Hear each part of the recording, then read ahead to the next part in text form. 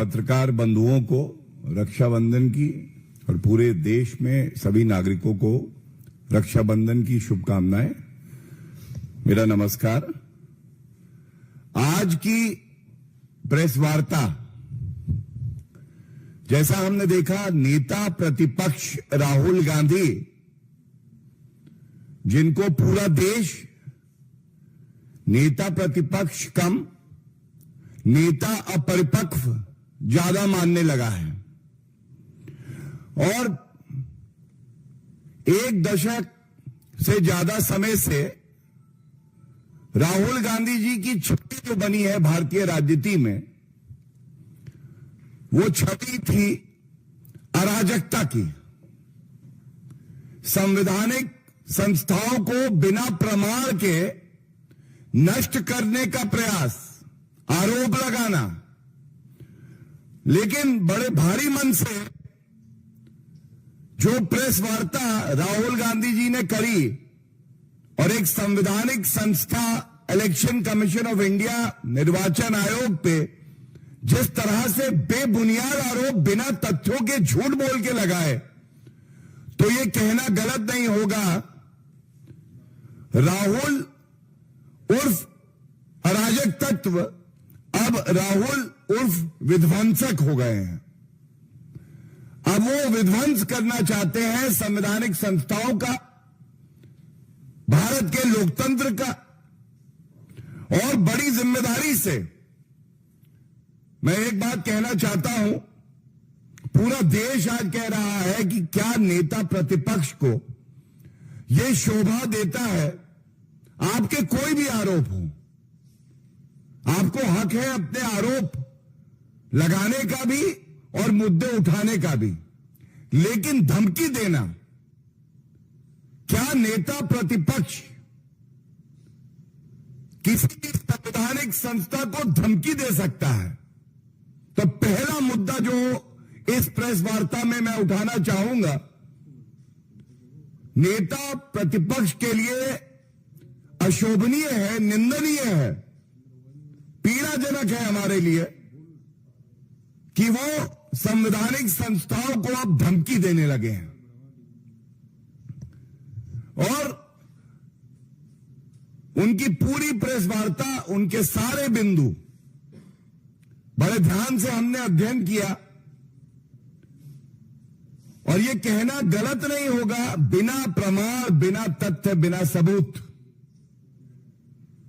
झूठ का कारोबार करने के लिए राहुल उर्फ विध्वंसक आरोप लगा रहे हैं। और पूरी तैयारी से मैं आया हूं, आपके सामने तथ्य रखूंगा, और जनता तो ये मान चुकी है कि राहुल गांधी जी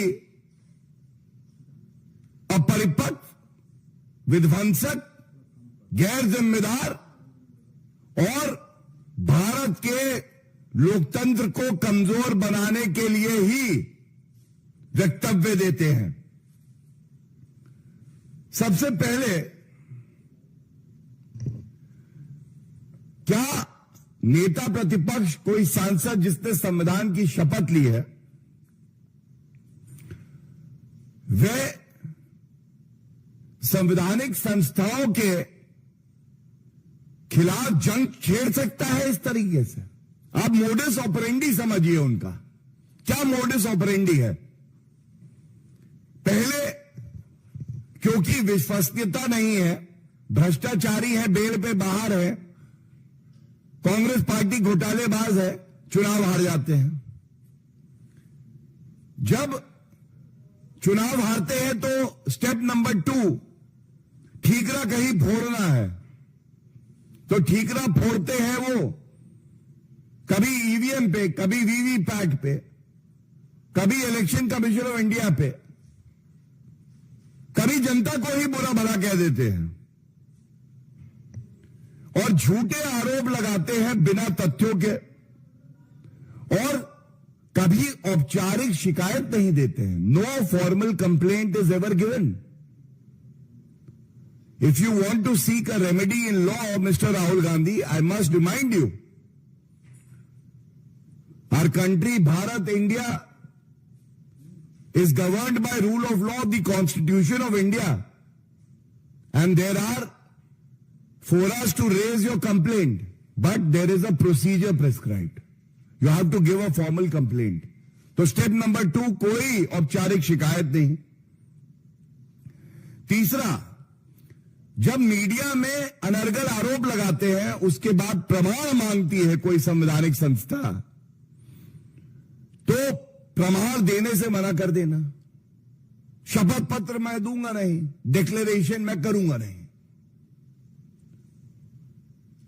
जो संवैधानिक संस्था है वो कहती है आप जो तथ्य कह रहे हो वो गलत है, रिकॉर्ड पे कुछ और है, आप झूठ बोल रहे हैं, गलत है, और आप कहते हैं नहीं मैं डिक्लेरेशन नहीं दूंगा, मैं शपथ पत्र नहीं दूंगा, आपके तथ्यों का मैं जवाब भी नहीं दूंगा. जो मैं कहूं खाता ना बही, जो राहुल गांधी कहे वही सही. उसके बाद सबसे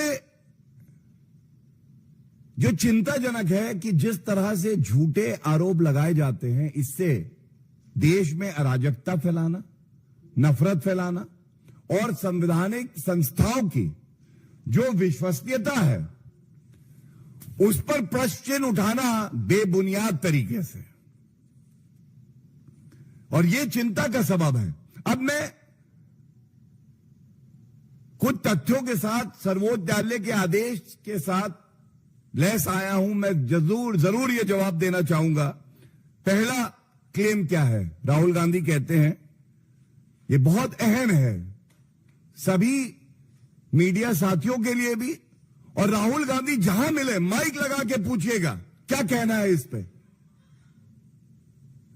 राहुल गांधी का आरोप नंबर 1 है digital voter list machine readable format में नहीं दी जाती है.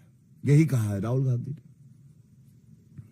सबसे पहले तो जो हमारी जानकारी है, वोटर लिस्ट वेबसाइट पे हमेशा उपलब्ध कराई जाती है. यह बात अलग है जब राहुल गांधी चुनाव हार जाते हैं तो इस तरह के आरोप लगाते हैं, लेकिन न्यायालय नहीं जाते हैं. और क्यों नहीं जाते मैं आपको बताता हूं. इसका उत्तर एक जजमेंट है मेरे पास सुप्रीम कोर्ट का, और आप बड़े ध्यान से सुनिएगा.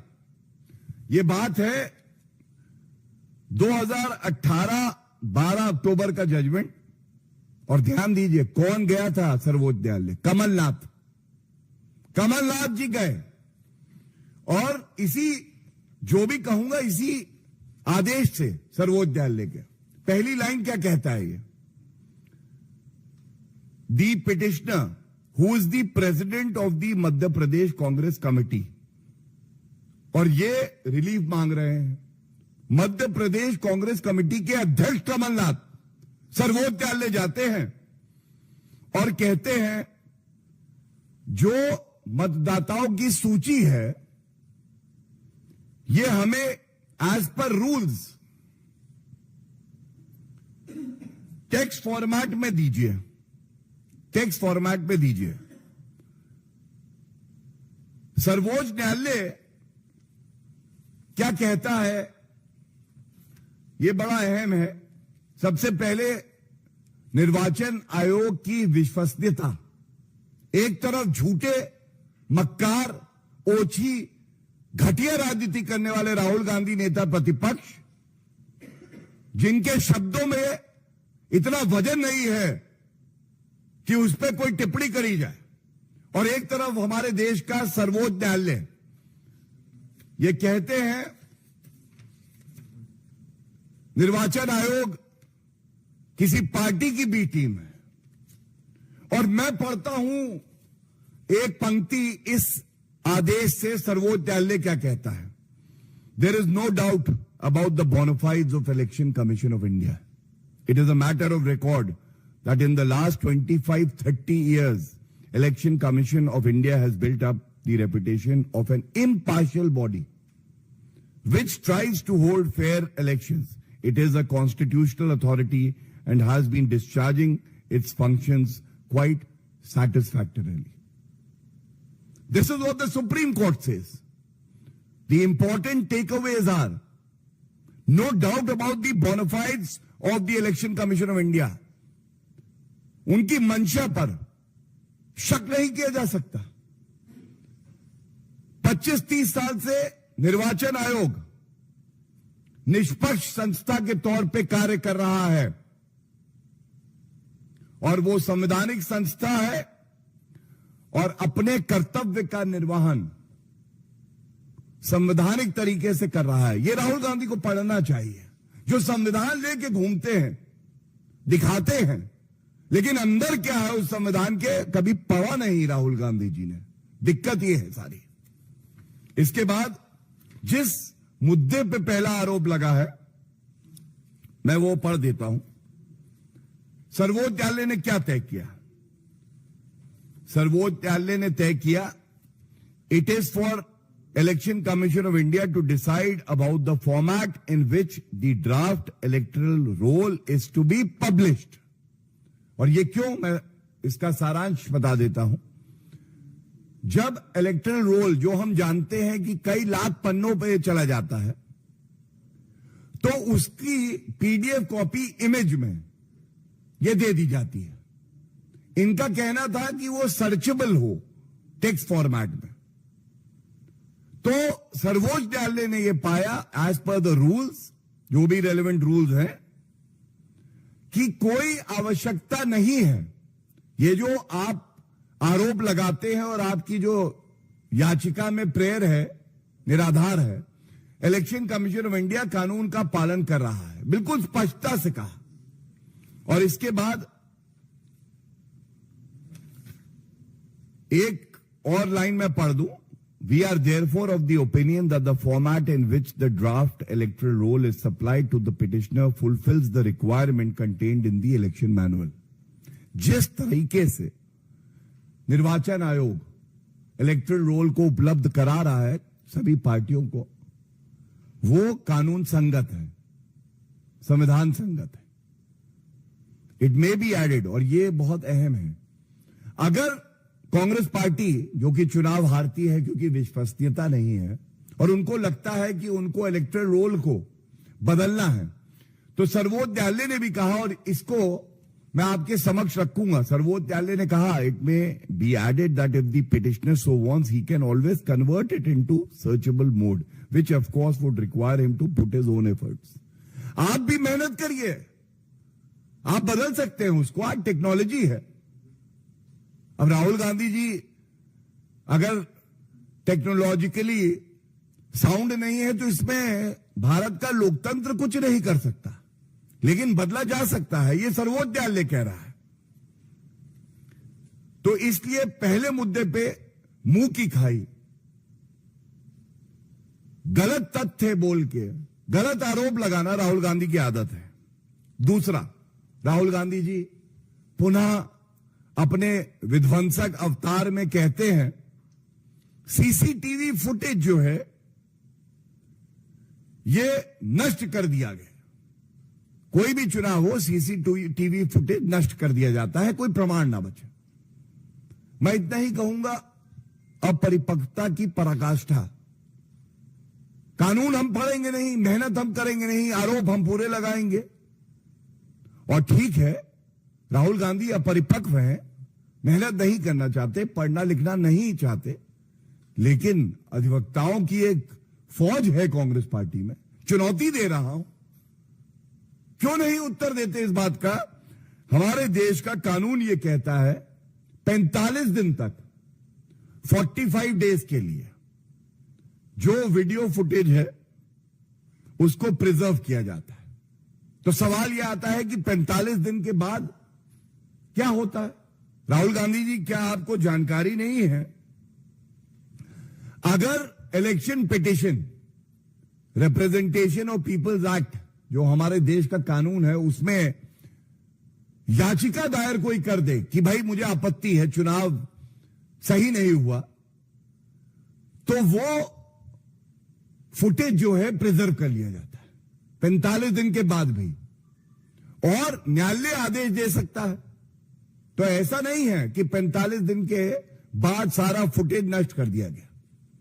अगर आप सजग हैं और आपको लगता है कि चुनाव कहीं ठीक से नहीं